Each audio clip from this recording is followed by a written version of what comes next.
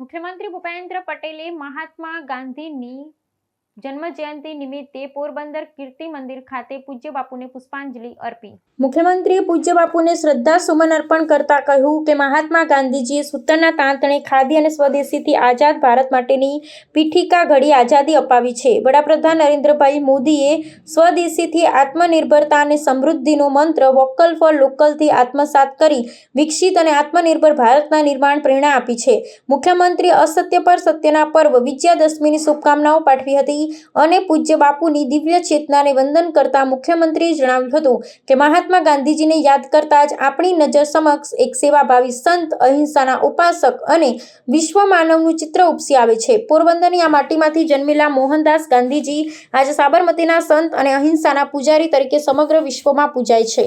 મુખ્યમંત્રી અહિંસાનું મહત્વ સમજાવતા જણાવ્યું હતું કે અહિંસા એ નમ્રતાથી પરાકાષ્ઠા છે। નમ્રતા વગર મુક્તિ કોઈ કાળે શક્ય નથી। પૂજ્ય બાપુએ ગરીબ અને ગામડાના નાગરિકોના ઉત્થાન માટેની અહાલેખ જગાવી હતી।